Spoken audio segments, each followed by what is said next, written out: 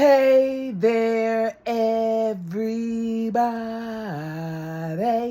I hope that everybody has had a productive day. Y'all, I'm sitting here, and of course, I'm thinking I haven't had my coffee yet. But I came here, and I was thinking about today.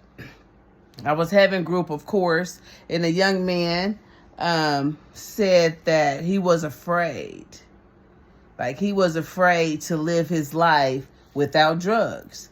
Who would he be, right? And I can relate to that because I was the same way. I was like, I'm going to be boring. I'm going to be this. I'm going to be that. Ain't going to be no fun no more, right? So he's comfortable living in his misery, in his pain.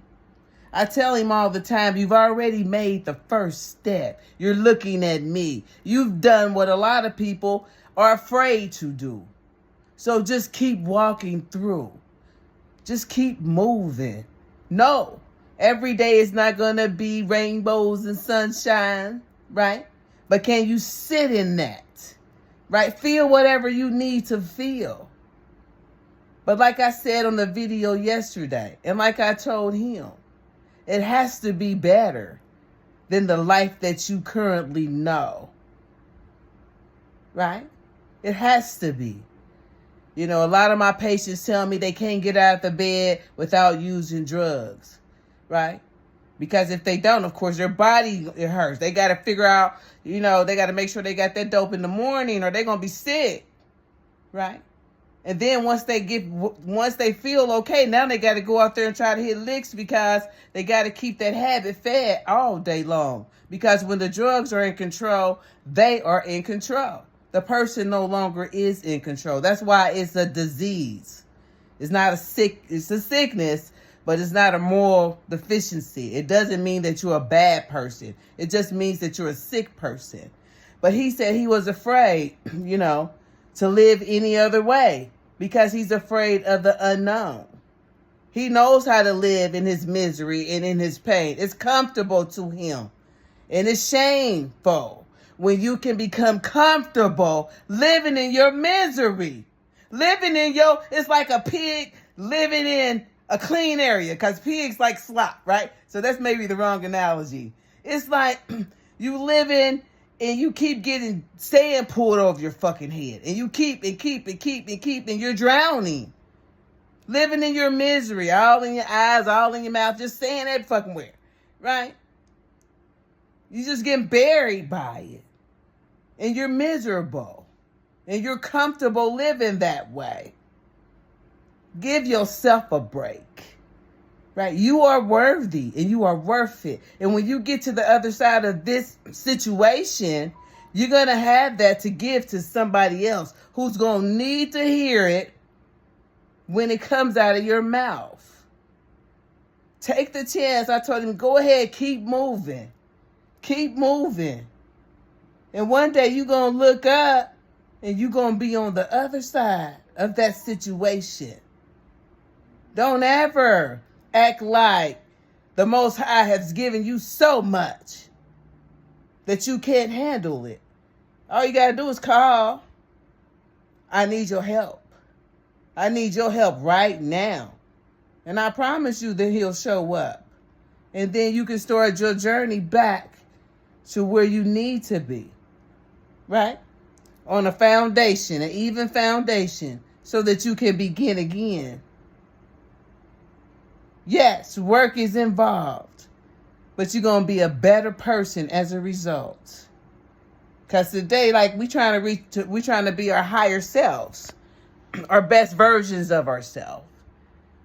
He's in misery. He's doing drugs. He's doing this. Most of my patients. They came in here crying for help. Because when you showed up at the door, you were looking for help.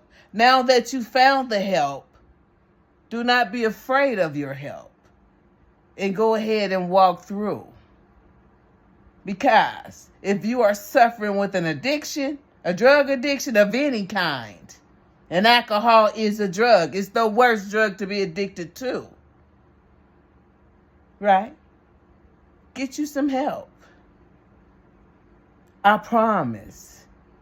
From experience, I promise. It's a better life.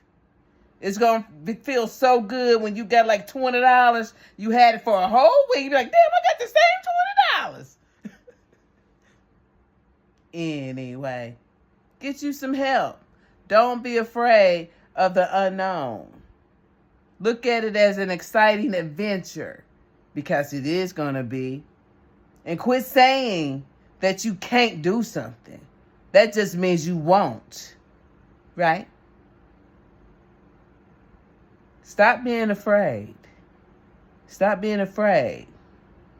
Right? And as far as what other people think, I think they should probably look in the mirror. They probably got situations and things going on worse than you. Quiet as his cat. Huh? Yeah. He was like, I'm afraid. Like, I know how to live like this, but he don't know how to live clean. He don't know how to live clean. So, he comes to see who? Me. And we're going to get him together. Right? Right.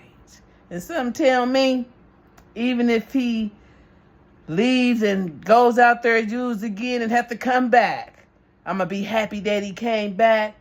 And I know he's going to know more when he gets back than he did when he left. So, if you need help with any type of addiction, it's available, right?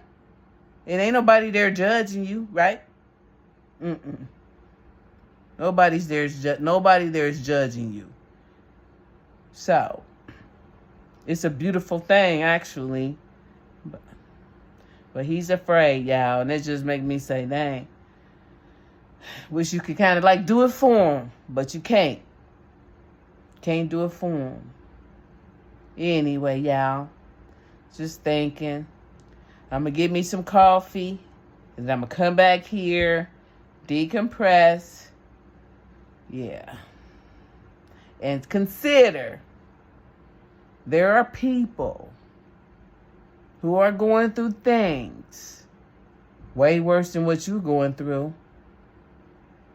Y'all be good.